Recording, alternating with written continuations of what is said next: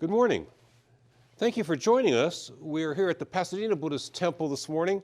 We're recording this service and Dharma talk for the last day of the first month of this year, January 31st of 2021. Please listen and or join us in the reverent chanting of the Juseige. Namo Amida Butsu, Namo Amida Butsu, Namo Amida Butsu, Namo Amida Butsu, Namo Amida Butsu, Namo Amida Butsu, Namo Amida Butsu, Namo Amida Butsu.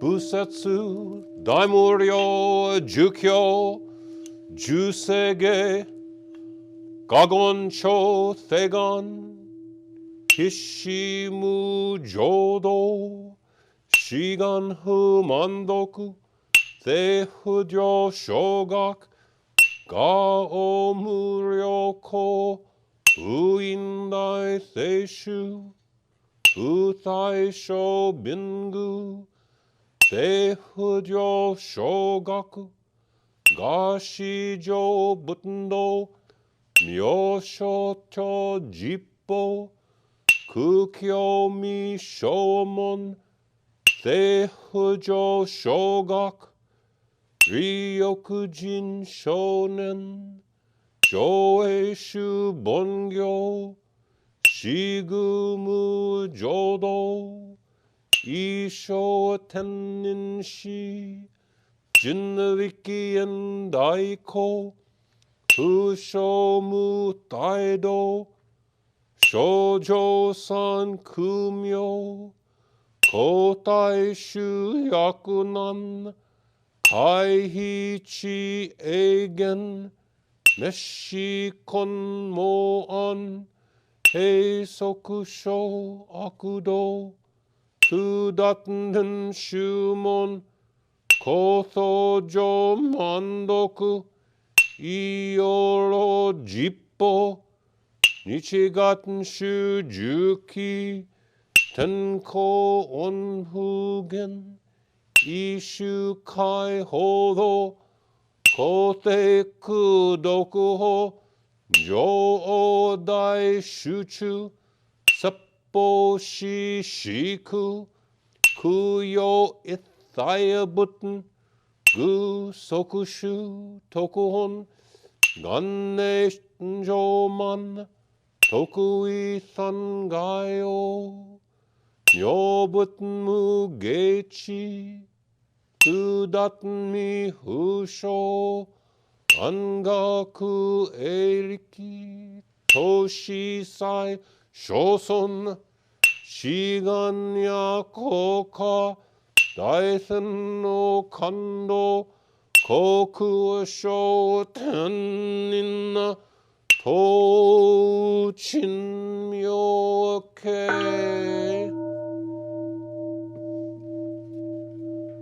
Namandabu, Namandabu, Namandabu, Namandanbu, Namandanbu.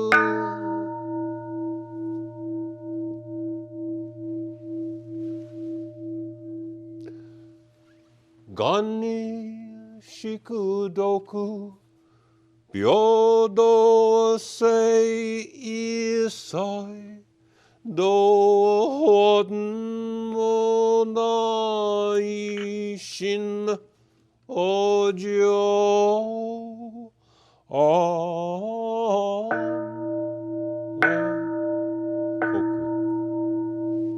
Namandabu, Ramanda, Namandabu, Namandabu, Namandabu, Ramanda. Namo Amida Butsu, Namo Amida Butsu, Namo Amida Butsu, Namo Amida Butsu, Namo Amida Butsu.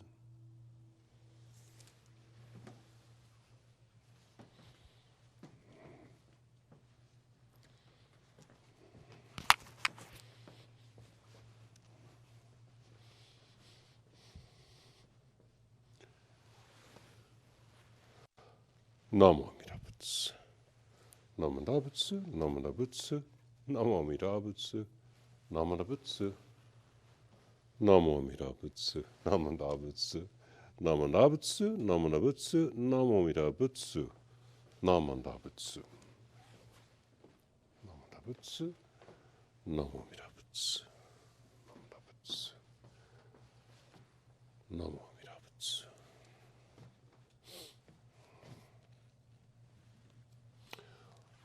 Well, again, good morning, and thank you for viewing this service and Dharma talk. Allow me to begin by reading a letter, a portion of a letter actually, written by our denominational founder Shinran Shonin.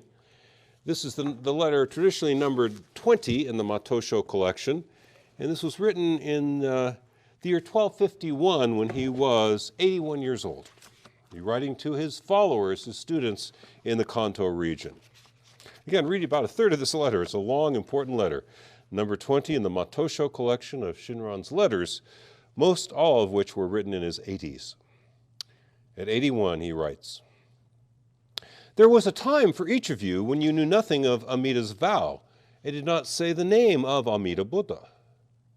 But now, guided by the compassionate means of Shakyamuni and Amida, you have begun to hear the promise, to hear the vow.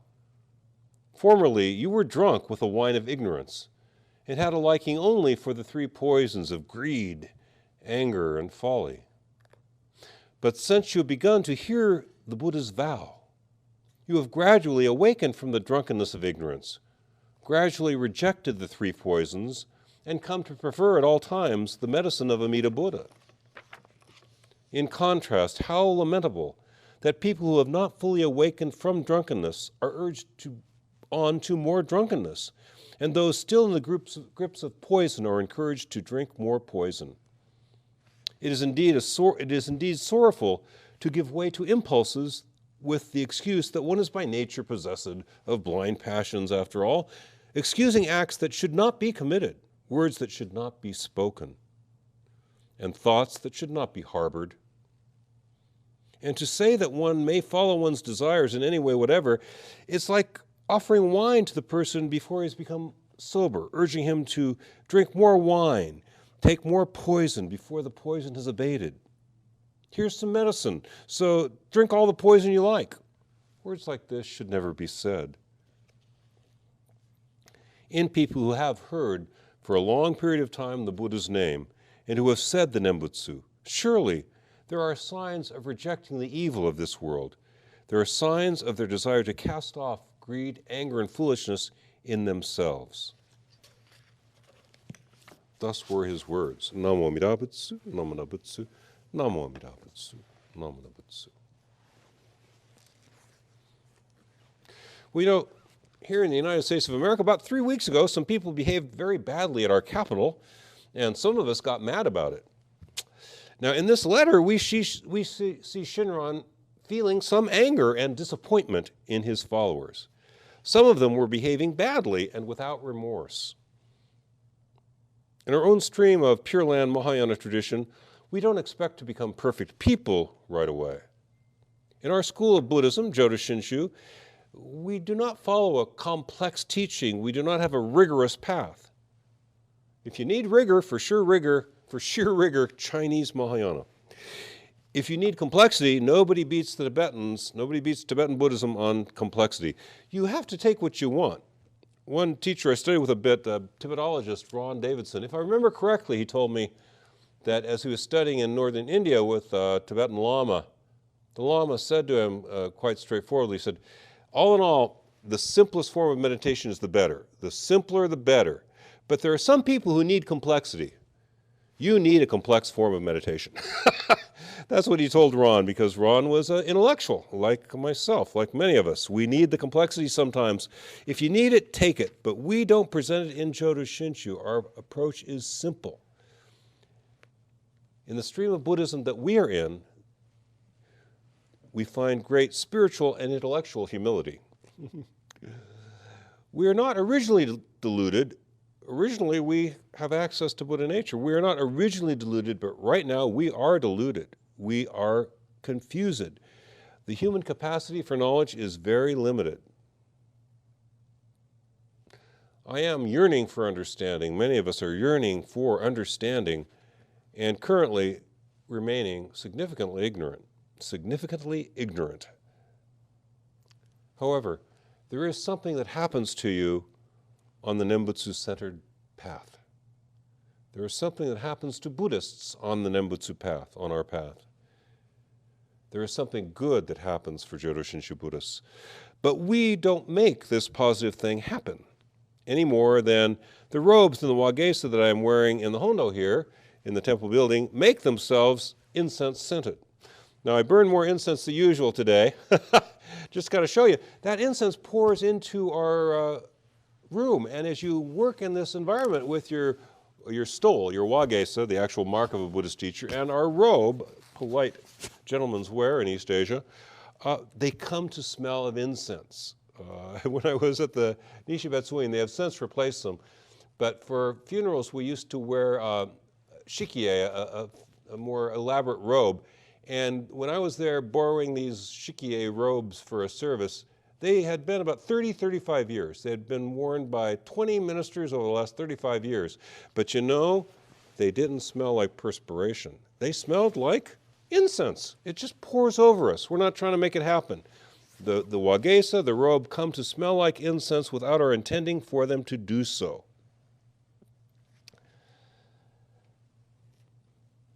This analogy of incense, it reminds us that we attain Buddhahood through the influence of Amida Buddha, through Amida Buddha fulfilling their vows of universal liberation.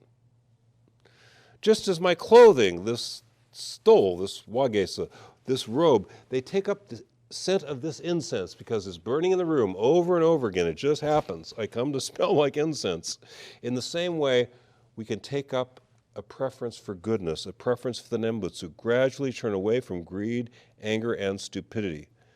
The analogy to incense may seem silly, but I think it is accurate. We just come to smell of the Buddha's land very slowly, very gradually on this path. Gradually, the fragrance of goodness, kindness, and inclusion come to seep into us. The scent of goodness seeps into us as we listen to the teaching, as we reflect upon the teachings, as we say the Nembutsu trustworthily in forms like Namo Amida Butsu, Namo Dabutsu, Namo Amida Butsu. I rely upon the source of limitless wisdom and endless life, saying the Buddha's name, hearing the Buddha's teaching, thinking about our lives in light of the vow, in light of the promise of liberation for all persons. Gradually we take on a better fragrance than we once had. The good things that happen to us on this Buddhist pathway I'll mention three things this morning, three connected things. Firstly, something that we might call composure. We come to some degree of composure, which is peace of mind. Another way to say this is centeredness. That's in the 60s and 70s here in North America, we heard that term a lot. Centeredness, feeling centered, feeling settled. This term, feeling settled, is very important. Shinran uses the terms in Japanese, ketsujo and sadamaru, to settle in. That Nembutsu settles into our lives. The Buddha's enlightenment settles into our lives as Shinjin, transforming us little by little. Something that is trust comes to us. Trust is the kind of default setting of our life, that in the end, deeply within us, we feel that it is going to be okay. Things are going to be all right. All will be well. Another thing we receive without pursuing it on this path, like being soaked in the incense, taking up the scent of the incense, is a guarantee of Buddhahood, the promise that we will be enlightened in the next life. It is important that we have a conviction that we will awaken. This is crucial in all schools of Buddhism. It's called Buddhism because we become Buddhas. We become enlightened. At the far point of our journey, we too become Buddhas, sources of goodness. Again, enlightenment in the form of Shinjin is given to us by the awoken heart and mind of Amida Buddha. Enlightenment, Shinjin, settles into us, sadamaru, ketsujo, settles down into us, gradually bringing us out of the darkness and into the light. This Jodo Shinshu perspective is the culmination of Mahayana Buddhism. It is a restatement of that fundamental principle in Mahayana that reality such as it truly is naturally and spontaneously works to permeate and perfume our deludedness, to transform our deludedness into wisdom, to transform our meanness into kindness, to transform our delusion into insight. This is the Daiki Shinron, the awakening of faith in Mahayana, that first set this view out, and it pertains to all kinds of Mahayana Buddhism. Jodo Shinshu, Nichiren Shu, Tendai Shu, Shingon, we all share this vision. And the third positive change that I'll mention, because with or without the practice of some sort, reality will turn us into Buddhas as part of its own process of renewal. Reality will turn us into Buddhas. And the third thing we see on this path, the third positive change, is what we might call the education of the moral palate. This is what Shinran was talking about in this letter we read at the beginning of this Dharma message. There was a time when you didn't say Namo Amida Butsu. There was a time you had not heard that there was a promise of awakening for all living beings. There was a time before you knew this path. Why are you still engaging in greed, anger, and foolishness instead of living at all times in the light of the Nembutsu? This is what Shinran is telling us. Our moral palate becomes educated.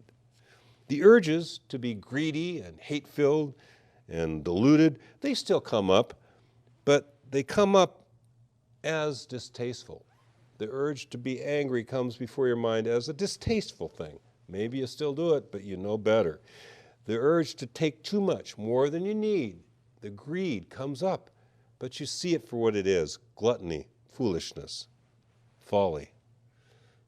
These urges to be greedy and hate-filled still come up, but experiencing them as distasteful, sometimes we don't act on them. So we are all like the wagesa, this stole, or this robe, steeped in the incense scent. Just as the robes and the wagesa take up the smell of incense, reality, such as it truly is, penetrates and permeates and perfumes our deludedness, among other ways, as Namo Amida Butsu. We end up not as smelly clothing, but as Buddhas. And Buddhas, awoken persons, are genuinely free. They have a subtle but an unshakable happiness deep within them. They are liberating influences in the lives of others, very positive influences on the lives close to them, close to us. In the long run, we will all be Buddhas. All will be well and all will be well. But even now, there can be a composure that settles in. There can be a settledness. There can be living our lives in the light of the vow of universal liberation, living our lives in the light of this promise. Even now, we can find that we are developing a more educated moral palate. The urge to get angry comes up as kind of unpleasant looking. The urge to be too greedy, to take too much, still comes up, but it looks gluttonous and foolish. All of our self-centered thoughts display themselves in the silliness that they truly hold. Even now, we can find that we are developing this more educated moral palate, saying the name, hearing the teaching, reflecting upon the teachings. We develop an ability to see greedy and hate-filled urges for what they are. And often, we are then able not to act upon them. We do have something that other schools would call their central practice, saying the Nembutsu. We are centered on Nembutsu, Buddha recollection, in the form of verbal utterances such as Namo Amida Butsu, Namo Da Butsu. We rely upon the source of limitless wisdom, light, and endless life. This is what we do much of the time to remind ourselves that we are going to be okay. We share this practice of grateful, appreciative utterance of Amida Buddha's name, and we will share this together in just a minute. But first, let me remind you of a statement made by one of our doctrinal experts, the Kongaku, Reverend Michio Tokunaga. I heard him speak about 10 years ago, and after 3 days of talking to the ministers, Reverend Castro and I were guests at the Hawaii Kyodan. What he said at the end was, there is nothing that needs to be added to your present life. Not practice, not faith, nothing. There is nothing that needs to be added to your present life. This is the vision that comes to us from the realm of enlightenment through the great teachers. It is in the spirit, in such a spirit of confidence, that we say the Buddha's name, that we say the Nembutsu. In the spirit knowing, even as we take the time to say Namo Amida Butsu, knowing that there's nothing that needs to be added to our present life, not practice, not faith, nothing needs to be added to our present life. Nonetheless, please join me in grateful, appreciative saying of the Buddha's name as you wish. In closing, we rely upon the source of limitless wisdom and endless life. Namo Amida Butsu, Namo Amida Butsu, Namo Amida Butsu, Namo Amida Butsu, Namo Amida Butsu, Namo Amida Butsu, Namo Amida Butsu, Namo Amida Butsu. Namo Amida Butsu. Thank you very much.